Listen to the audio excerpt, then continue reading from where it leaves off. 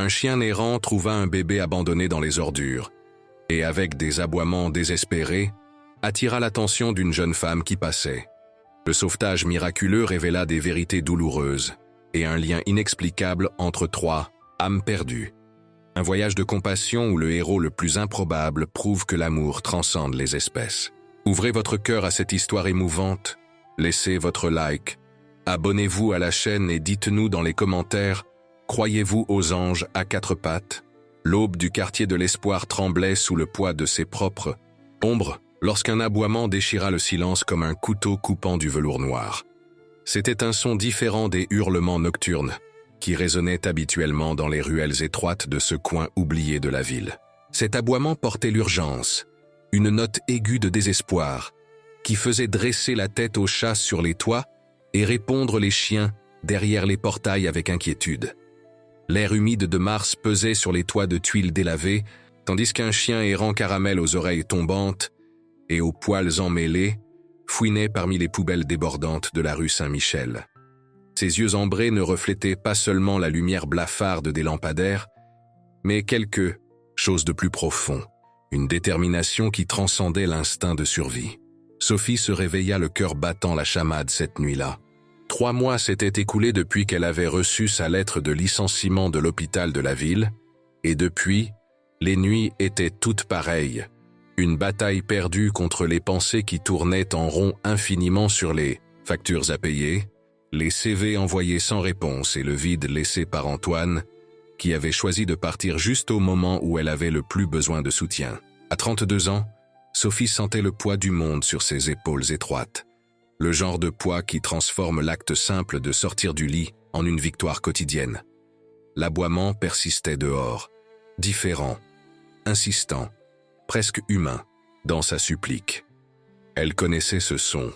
Il venait du chien errant qui rôdait dans le quartier depuis des semaines, gardant toujours une distance respectueuse des habitants, n'acceptant jamais la nourriture directement des mains, attendant toujours qu'il laisse l'écuelle et s'éloigne. Vêtue du manteau délavé qui avait été un cadeau d'anniversaire de sa mère 5 ans auparavant, Sophie sortit dans la nuit humide. L'odeur de terre mouillée se mêlait à l'odeur âcre des ordures accumulées, créant une symphonie olfactive typiquement urbaine. Le chien, en la voyant, cessa d'aboyer un instant. Ses yeux rencontrèrent les siens dans une communication silencieuse qui traversa l'espace entre les espèces. Puis, comme s'il était certain qu'elle le suivrait, l'animal courut quelques mètres, s'arrêtant pour regarder par-dessus son épaule maigre, son poil emmêlé frémissant sous le vent froid qui descendait de la colline. Le terrain vague près du dépôt d'ordures du quartier était un endroit que les gens évitaient après le coucher du soleil. Là où le progrès avait oublié d'arriver, décombres et détritus formaient des montagnes irrégulières, monuments involontaires au délaissement humain. Le chien errant courut droit vers un tas spécifique, ses pattes grattant frénétiquement le carton humide, les aboiements maintenant mêlés à des gémissements urgents. Sophie s'approcha prudemment, le cœur battant si fort qu'elle pouvait l'entendre dans ses propres oreilles. Ce fut alors qu'un soupir doux, presque inaudible, échappa d'une boîte en carton semi-enterrée parmi des sacs plastiques. Le monde sembla s'arrêter à cet instant. Même le vent cessa sa complainte mélancolique. Avec des mains tremblantes, Sophie écarta les détritus.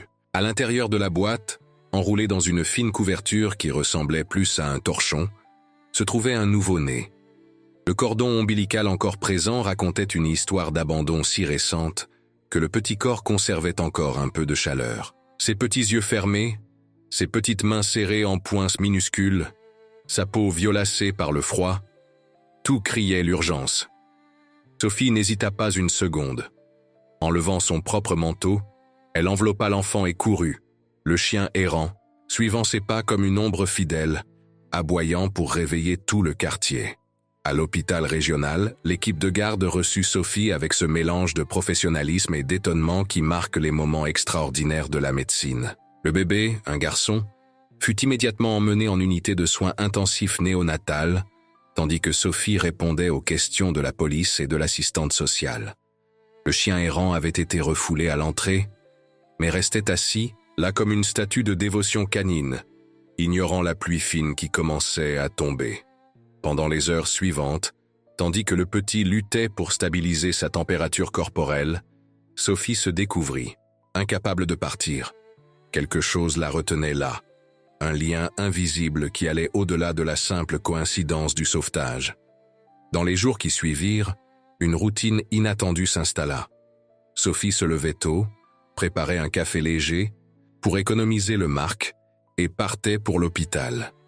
Le chien errant l'attendait au portail de l'immeuble, toujours au même endroit, comme s'il avait une horloge interne parfaitement synchronisée. Ensemble, ils marchaient jusqu'à l'arrêt de bus, lui gardant une distance respectueuse mais sans jamais la perdre de vue. À l'hôpital, le personnel commença à la connaître, certains se souvenant d'elle de l'époque où elle avait travaillé à l'hôpital de la ville. L'infirmière en chef, une dame aux cheveux gris et aux yeux bienveillants, permettait à Sophie de passer des heures à côté de l'incubateur, observant le petit Louis, nom donné par le personnel de la pouponnière, gagner en force jour après jour. Ce fut un jeudi, après-midi, que Sophie eut sa première conversation significative avec un autre être humain depuis des semaines. Thomas, l'agent de sécurité de nuit de l'hôpital, s'approcha pendant l'une de ses rondes. C'était un homme simple d'une quarantaine d'années, aux mains calleuses de celui qui connaît le travail difficile, et un sourire qui éclairait son visage basané.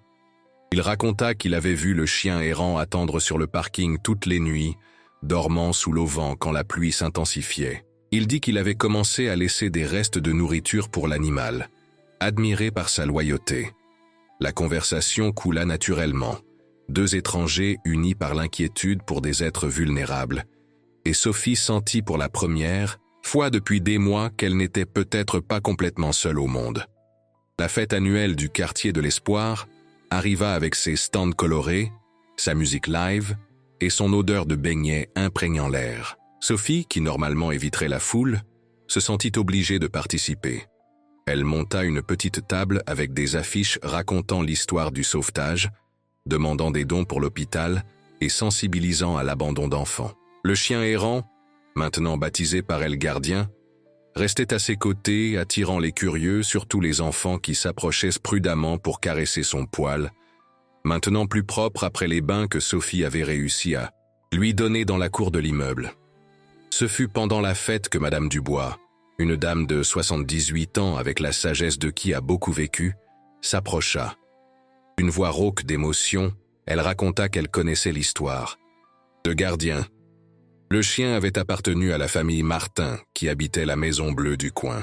Quand ils décidèrent de déménager dans un appartement en centre-ville, ils laissèrent simplement l'animal derrière eux, comme s'il s'agissait d'un vieux meuble. Gardien attendit à la porte de la maison vide pendant des semaines, jusqu'à comprendre qu'il avait été abandonné. Depuis lors, il errait dans le quartier, refusant de faire à nouveau confiance aux humains, jusqu'à cette nuit fatidique où il avait trouvé le bébé. La révélation de Madame Dubois planta une graine d'indignation dans la poitrine de Sophie, mais aussi d'une admiration encore plus grande pour Gardien. Un être qui avait connu l'abandon avait choisi d'en sauver un autre du même sort. C'était comme si l'univers avait conspiré pour unir trois âmes blessées dans une danse de rédemption mutuelle. Thomas apparut à la fête après son service, apportant une gamelle supplémentaire qu'il partagea avec Sophie, tandis qu'il parlait de la vie, des rêves laissés derrière et de l'espérance têtue qui insiste pour germer même dans le béton le plus dur de la désillusion. L'hiver arriva sur le quartier de l'Espoir, avec des griffes acérées de vent du sud et des pluies interminables. Sophie reçut l'appel qu'elle attendait et redoutait à la fois. Le bébé Louis était suffisamment rétabli pour quitter l'hôpital. L'assistante sociale expliqua qu'il serait confié à un foyer d'accueil temporaire en attendant une famille adoptive. Le cœur de Sophie se serra, comme si des mains invisibles le pressaient.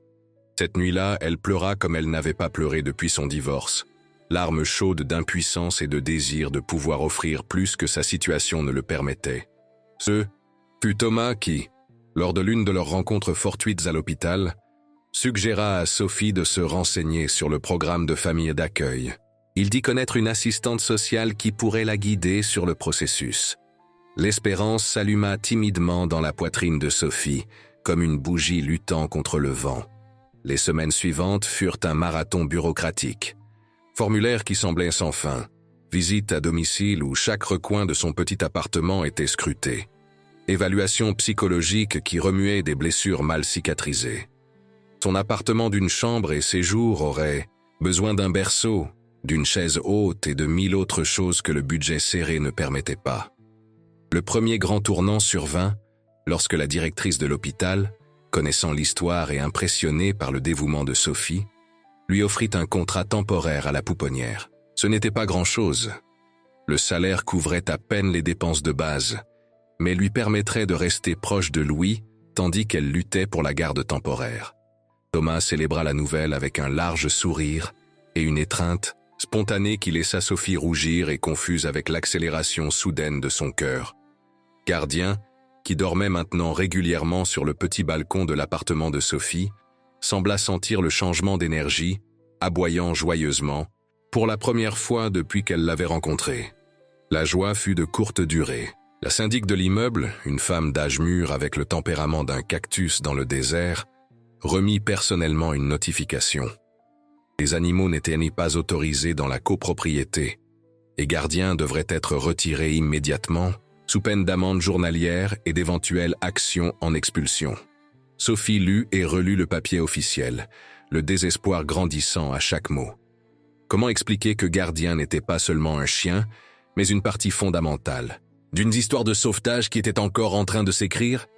Thomas trouva Sophie pleurant sur le banc de l'arrêt de bus, Gardien couché à ses pieds, comme s'il pouvait absorber sa tristesse. Sans dire un mot, il s'assit à côté d'elle, lui offrant l'épaule qu'elle accepta sans réfléchir. Quand les larmes séchèrent, il suggéra qu'il cherche une aide juridique. Peut-être y avait-il une faille dans la loi, une façon de classer Gardien comme animal de soutien émotionnel. L'idée était fragile, mais c'était tout ce qu'ils avaient. Ensemble, ils commencèrent à faire des recherches, à collecter des documents, à construire un dossier qui convaincrait non seulement la syndic, mais le conseil de copropriété. Le Tatfosi, journal local, publia l'histoire. Après qu'un journaliste eut couvert une foire d'adoption, où Sophie avait monté un stand pour collecter des fonds.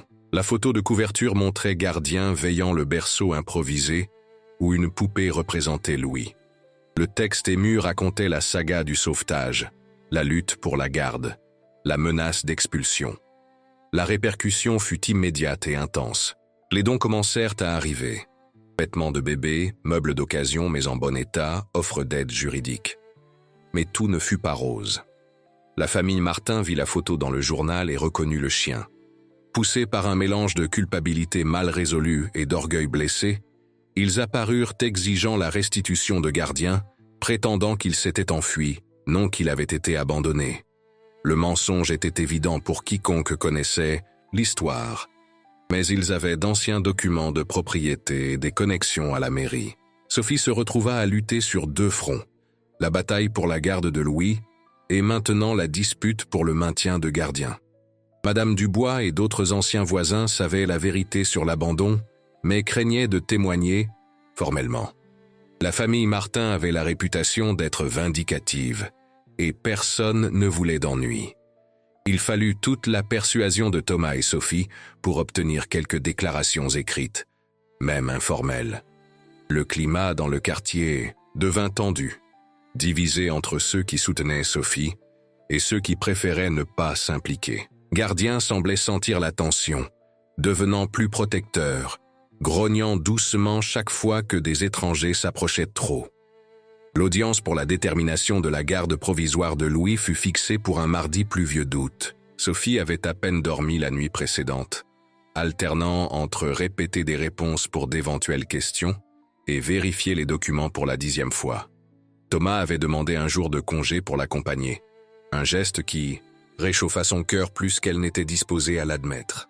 Gardien fut laissé aux soins de Madame Dubois, qui promit de veiller sur lui comme sur son propre petit-fils. Le même jour, Sophie reçut une convocation pour comparaître au service de protection animale. La famille Martin avait formalisé une plainte pour appropriation illégale. Le timing ne pouvait être pire. Comme si l'univers testait sa résilience jusqu'à la limite, elle devrait affronter 2 batailles judiciaires le même jour. Thomas lui tint la main pendant tout le trajet en bus jusqu'au palais de justice. Un geste simple qui en dit plus que 1000 mots d'encouragement. La juge responsable du cas de Louis était une femme au regard pénétrant qui semblait capable de lire les âmes. Elle écouta attentivement tandis que Sophie exposait sa situation. La stabilité du nouvel emploi, les améliorations apportées à l'appartement, le soutien de la communauté. Quand vint le tour de l'assistante sociale de parler, le rapport fut favorable, mais avec des réserves. La situation avec Gardien était considérée comme un facteur d'instabilité. Comment Sophie pourrait-elle s'occuper d'un bébé si elle était impliquée dans des litiges pour un chien? Ce fut alors que le destin décida de montrer sa main. Un assistant entra en courant dans la salle d'audience, téléphone portable à la main. Une violente tempête avait frappé le quartier de l'Espoir. Le ruisseau avait débordé, et il y avait des rapports de personnes isolées. La juge suspendit l'audience, et Sophie sortit en courant, Thomas juste derrière. En chemin, ils essayaient d'appeler Madame Dubois, mais les lignes étaient saturées. Le bus dut s'arrêter à mi-chemin, les rues basses déjà impraticables. Ils coururent le reste du chemin, l'eau montant rapidement. Ils arrivèrent dans le quartier et trouvèrent le chaos. Gardien était au milieu de la rue, aboyant frénétiquement, essayant d'attirer l'attention sur l'immeuble voisin de celui de Sophie. Sans hésiter, Sophie suivit le chien, l'eau déjà à hauteur des genoux. Dans l'appartement du rez-de-chaussée, Madame Leclerc, une dame de 82 ans, était piégée, l'eau montant dangereusement. Avec l'aide de Thomas et d'autres habitants que Gardien avait réussi à alerter, ils commencèrent un sauvetage désespéré. Le chien guidait, montrant le chemin le plus sûr entre les décombres que le courant apportait. Ce ne fut pas seulement Madame Leclerc. Gardien mena les secouristes à 5 autres habitants en situation de risque, dont une famille avec 2 jeunes enfants piégés dans la cave d'une maison. L'animal semblait avoir un 6e sens pour localiser les personnes en danger, naviguant dans l'inondation avec une détermination qui défiait son humble origine. Sophie coordonnait les sauvetages, utilisant ses connaissances en soins infirmiers pour prodiguer les premiers soins. Thomas organisait les équipes, sa force physique faisant la différence dans les moments critiques. Une équipe de reportage qui couvrait l'inondation captura tout. Les images de Sophie et Gardien travaillant en parfaite synchronie, sauvant des vies dans la tragédie, passèrent en boucle sur les journaux télévisés locaux et rapidement devinrent virales sur les réseaux sociaux. Le contraste était puissant. Le même duo qui avait sauvé un bébé des ordures sauvait maintenant toute une communauté de la fureur des eaux. Le chien errant abandonné était devenu un héros, l'ange à 4 pattes du quartier de l'Espoir. Le CHU. Lendemain, le quartier se remettant encore des dégâts, Sophie reçut 2 nouvelles. La famille Martin avait retiré sa plainte, gênée par la pression publique et peut-être touchée tardivement par un éclair de conscience. La seconde nouvelle vint par un appel de l'assistante de la juge. L'audience serait reportée, mais le rapport préliminaire avait été mis à jour, incluant les événements de la veille. Le dévouement de Sophie a sauvé des vies, même au milieu de ses propres problèmes légaux, en disait plus sur son caractère que n'importe quel document ne pourrait exprimer. Une pétition en ligne créée par quelqu'un du quartier pour permettre le maintien de Gardien dans la copropriété atteignit 10 000 signatures en 48 heures. Des entrepreneurs locaux, émus par l'histoire, offrirent de parrainer le dressage de Gardien comme chien d'assistance émotionnelle, ce qui garantirait légalement son droit de rester avec Sophie. La syndic, cernée de toutes parts, et peut-être touchée elle-même par les images des sauvetages, céda à contre-cœur, acceptant de convoquer une assemblée générale extraordinaire. Thomas apparut à l'appartement de Sophie 3 jours après l'inondation, apportant un berceau démonté qu'il avait obtenu d'un collègue. Tandis qu'ils montaient le meuble ensemble, le silence entre eux était confortable, chargé de promesses inexprimées. Gardien supervisait le travail, couché dans un coin, levant occasionnellement la tête pour vérifier si tout allait bien. Quand Thomas se blessa le doigt avec le marteau, Sophie soigna la blessure avec un soin professionnel et quelque chose de plus. Le baiser qui suivit fut doux, hésitant, comme si tous deux craignaient de briser la magie de l'instant. L'assemblée générale de la copropriété fut unanime. Après avoir entendu le récit complet des sauvetages et vu de leurs propres yeux la différence que Gardien avait faite, Personne n'eut le courage de voter contre son maintien. Plus que cela, plusieurs habitants s'offrirent pour aider avec les coûts du dressage et de la certification. Le chien errant abandonné n'était plus un intrus, mais un membre valorisé de la communauté, un gardien au sens le plus vrai du terme.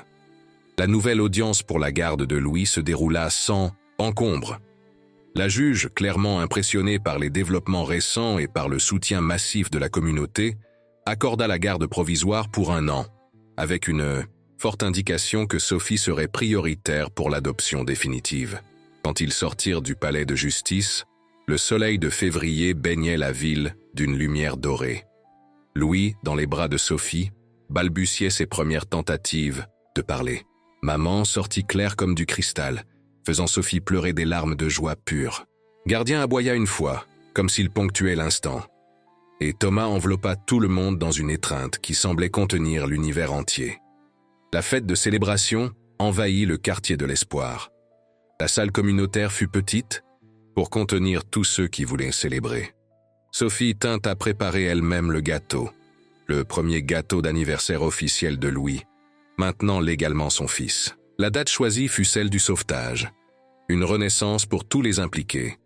Gardien reçut un os spécial et semblait sourire à sa manière canine, tandis que les enfants faisaient la queue pour le caresser. Pendant la fête, Madame Dubois demanda la parole. D'une voix étranglée, elle raconta qu'en ses presque 80 ans, elle n'avait jamais vu preuve aussi claire que Dieu utilise des instruments inattendus pour ses miracles. Un chien abandonné sauvant un bébé abandonné, et dans le processus sauvant une femme de l'abandon d'elle-même, et transformant tout un quartier. C'était de la poésie divine en mouvement. Preuve qu'aucune vie n'est jetable, que toute douleur peut être transformée en but. Thomas profita du moment d'émotion générale. Ce n'était pas un homme de grands gestes, mais il comprit que certaines choses demandent leur moment. La demande en mariage fut simple comme lui, un anneau modeste mais choisi avec soin, la promesse de construire ensemble une vie où l'amour multiplierait ce que l'argent ne pouvait acheter. Sophie dit oui avant même qu'il n'ait fini sa phrase. Louis battit des mains comme s'il comprenait, et Gardien donna 3 aboiements que tous interprétèrent comme une approbation céleste. Les préparatifs du mariage furent communautaires, comme tout dans la nouvelle vie de Sophie. La robe fut un cadeau d'une couturière du quartier, touchée par l'histoire. La décoration faite avec des fleurs des jardins des voisines. Le buffet préparé par des mains bénévoles. Chaque plat portant le goût de l'affection. La petite église du quartier put à peine contenir les invités. Louis entra portant les alliances sur un petit coussin, Gardien à ses côtés avec un nœud papillon, qui le faisait paraître ridiculement digne. Pendant les vœux, Sophie parla de comment l'amour vient parfois déguisé en 4 pattes et aboiement urgent. Thomas promit d'être le genre d'homme qui méritait de faire partie de cette famille improbable, mais parfaite. Le prêtre ému dit qu'en 40 ans de sacerdoce, il n'avait jamais vu d'exemple plus clair de la providence. Divine. Quand il les déclara mari et femme, Gardien hurla doucement, comme s'il chantait sa propre bénédiction. La lune de miel fut simple, un week-end dans une auberge dans les collines. Louis resta avec Madame Dubois et un système de roulement, de voisines. Gardien, après beaucoup de débats, vint avec eux, incapable de se séparer de sa famille pendant plus de quelques heures. La propriétaire de l'auberge, initialement réticente à accepter les animaux, changea d'avis en apprenant l'histoire. Pendant 2 jours, Sophie et Thomas marchèrent sur des sentiers, main dans la main, Gardien explorant devant, mais revenant, toujours comme s'il vérifiait qu'ils allèrent bien.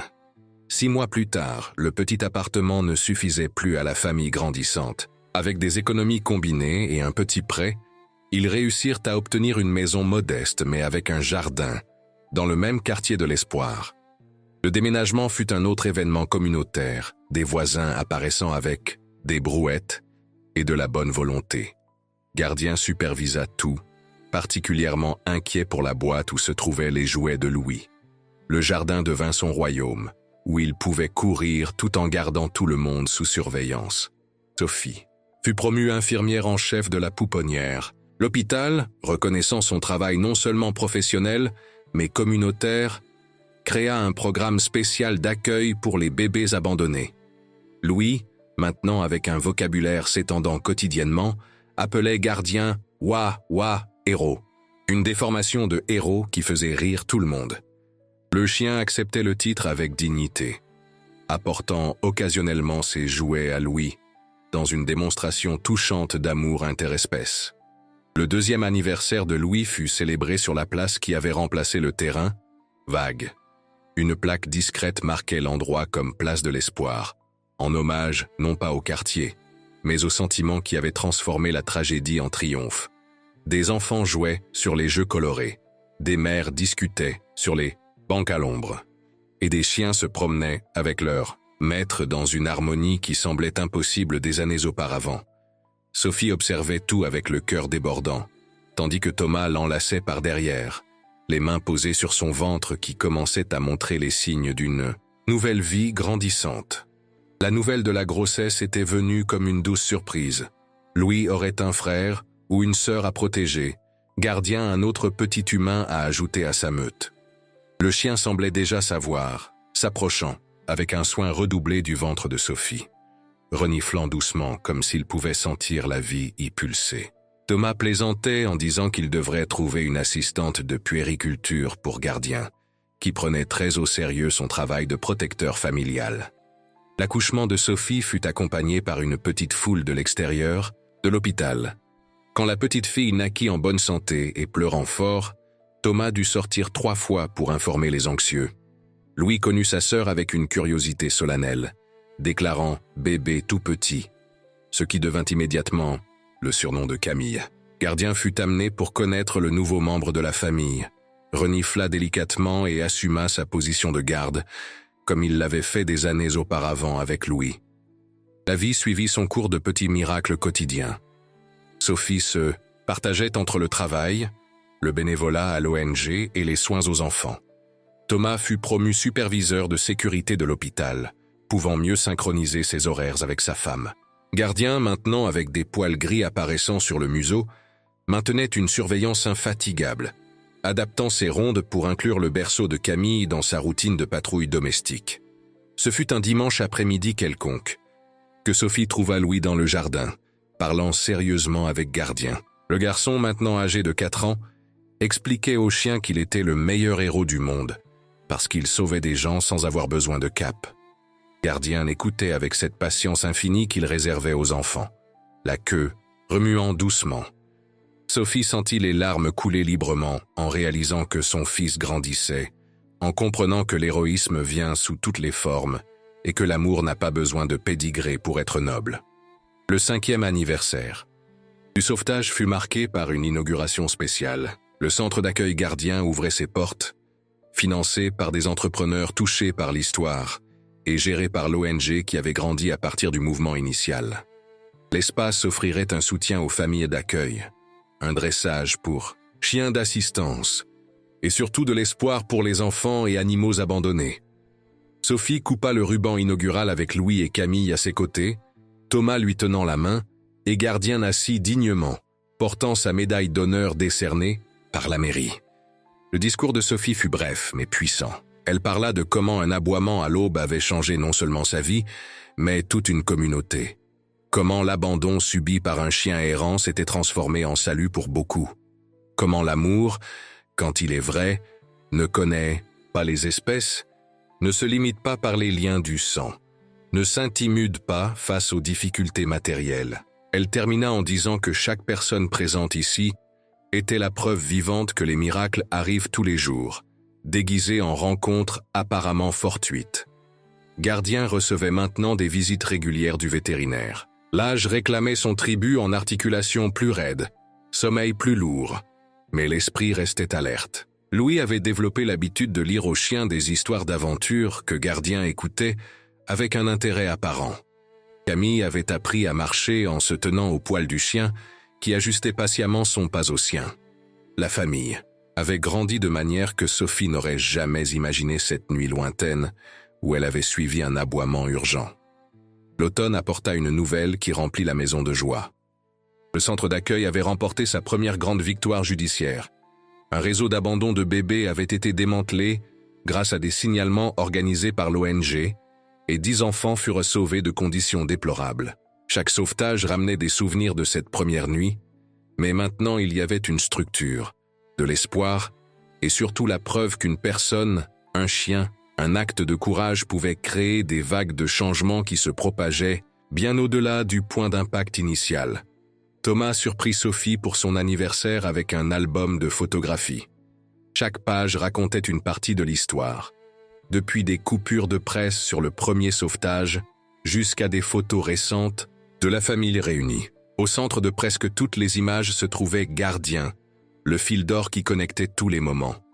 Sophie pleura en voyant le témoignage visuel de comment le vide s'était transformé en abondance, comment la solitude s'était changée en communauté, comment l'abandon s'était transmuté en appartenance. Un matin, Louis se réveilla en criant que Gardien ne bougeait plus. La panique qui suivit fut contrôlée par l'expérience de Sophie en tant qu'infirmière, mais le diagnostic du vétérinaire fut clair. Le vieux corps du guerrier canin commençait à faiblir. Des médicaments pourraient apporter du confort, mais le temps était devenu précieux. La famille se réorganisa. Louis insistant pour dormir à côté de Gardien, Camille apportant ses jouets préférés pour partager, Thomas rentrant plus tôt du travail, Sophie veillant les nuits avec la tendresse de qui prend soin d'un héros dans ses derniers jours. Gardien eut un dernier printemps. Couché dans le jardin sous le doux soleil, il observait les enfants jouer avec la satisfaction sereine de la mission accomplie. Des voisins venaient lui rendre visite, apportant des friandises spéciales et des histoires de comment il avait touché leur vie. Le facteur qui avait appris à le respecter, le livreur de gaz qui apportait toujours des biscuits, les enfants du quartier qui avaient grandi sous sa protection vigilante. Chaque visite était un adieu tacite, tous sentant que la fin approchait, mais personne ne voulant le verbaliser. Ce fut une nuit de pleine lune que Gardien partit. Il mourut comme il avait vécu, entouré par sa famille, protégeant jusqu'à la fin. Sophie le trouva le matin, couché dans sa position habituelle de garde, entre les chambres des enfants. La douleur fut profonde, mais tempérée par une gratitude infinie. Louis pleura avec l'abandon d'un enfant qui perd son premier véritable ami. Camille, sans comprendre complètement, cherchait « Waouh » partout dans la maison. Thomas serra tout le monde dans ses bras, essayant d'être fort, tandis que ses propres larmes tombaient silencieuses. Les funérailles de Gardien furent un événement communautaire. Le petit cimetière animalier en bordure du quartier reçut un cortège impressionnant. Des enfants qu'il avait protégés, des adultes qu'il avait inspirés, des familles entières qui avaient été témoins de ses actes d'héroïsme. Louis insista pour parler, racontant d'une voix étranglée, mais claire, comment Gardien avait sauvé sa vie avant même qu'il ne naisse.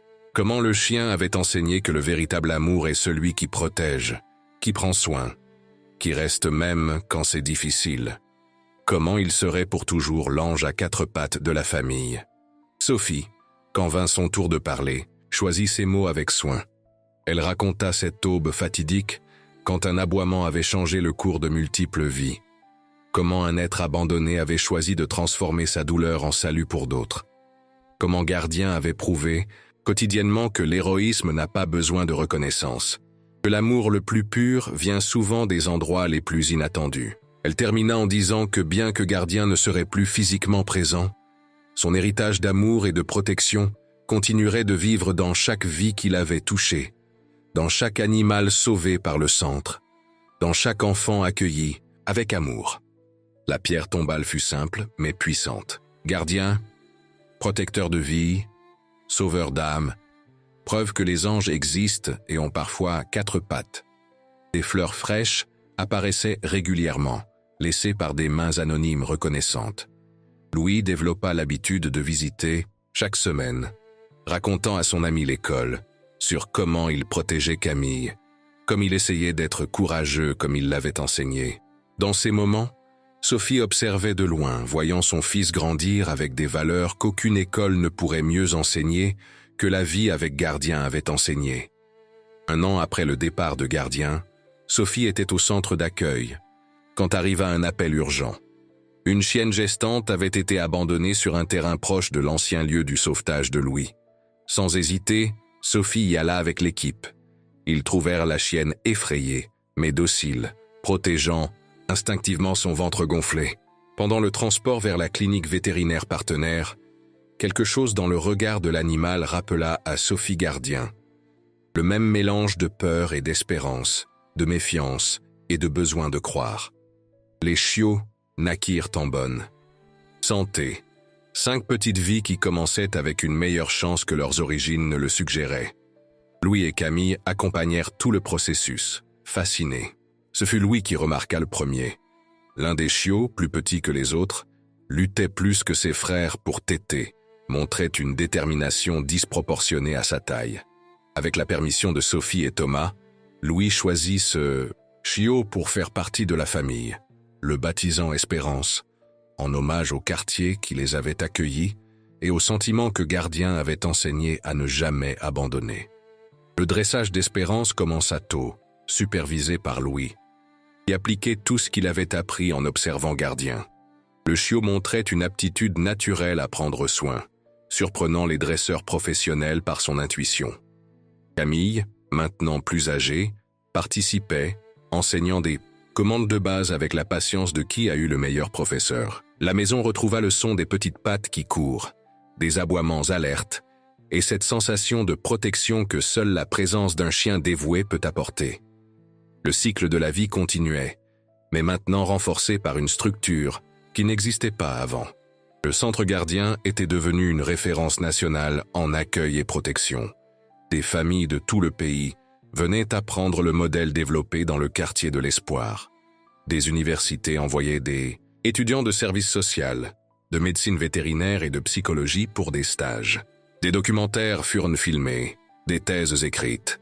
Mais au centre de tout restait la vérité simple qu'un acte de compassion peut changer le monde si nous permettons que son effet se propage.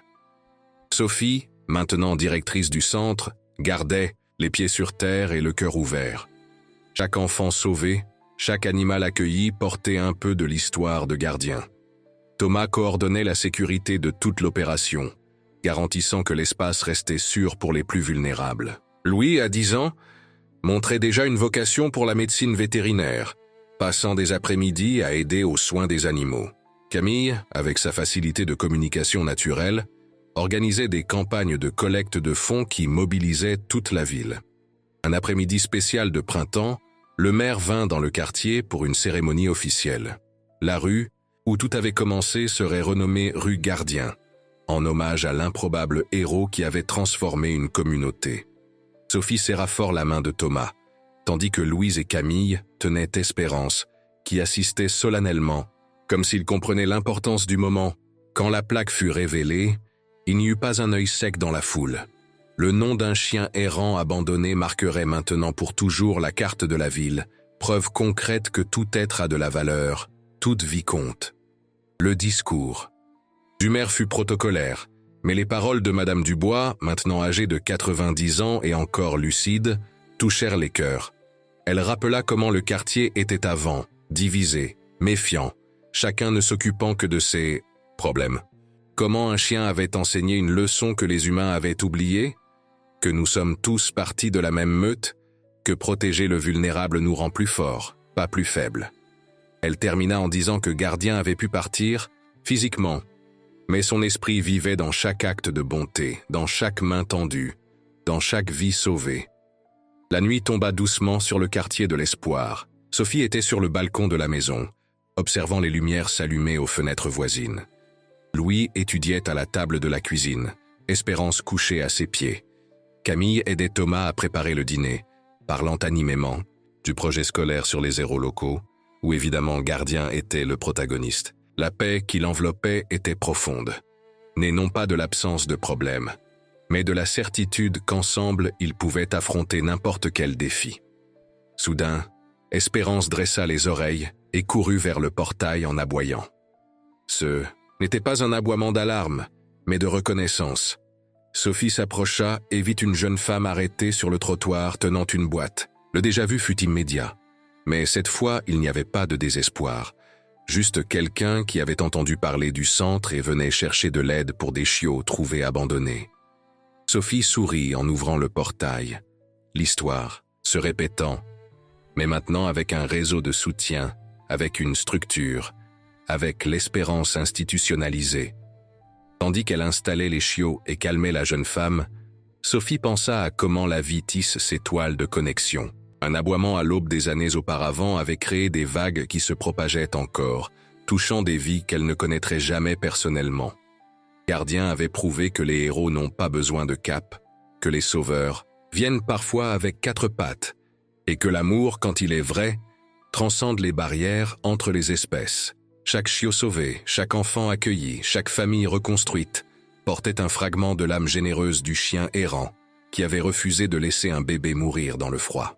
Cette nuit-là, avant de dormir, Sophie fit ce qu'elle faisait toujours, passa par les chambres vérifiant les enfants.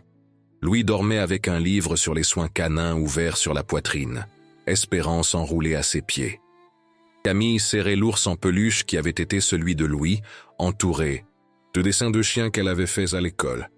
Thomas ronflait doucement dans la chambre conjugale, la main tendue vers son côté du lit, même dans le sommeil. Tout allait bien, tout était protégé, l'héritage de Gardien vivant dans chaque respiration tranquille. Sophie alla jusqu'à la fenêtre et regarda les étoiles. Quelque part là-haut, elle imagina Gardien courant libre, sans douleur aux articulations, sans limitation de l'âge, mais toujours vigilant, prenant toujours soin d'eux tous, d'un plan différent. Elle murmura un remerciement à l'univers pour avoir mis cet ange improbable sur son chemin, pour avoir permis qu'un abandon se transforme en salut, qu'une tragédie devienne histoire de dépassement. Les larmes qui coulèrent furent de pure gratitude, de reconnaissance que parfois les miracles les plus puissants viennent déguisés en événements ordinaires, que l'amour est la force la plus transformatrice de l'univers, et que oui, les anges existent, et certains d'entre eux ont 4 pattes et un aboiement qui peut changer des destins. Et vous, à quel moment laisserez-vous l'espérance fleurir dans votre désert? Dans quelle aube sombre suivrez-vous l'appel urgent qui peut transformer non seulement votre vie, mais celle de toute une communauté? Quand permettrez-vous que l'amour, dans sa forme la plus pure et improbable, entre dans votre histoire et réécrive complètement votre destin?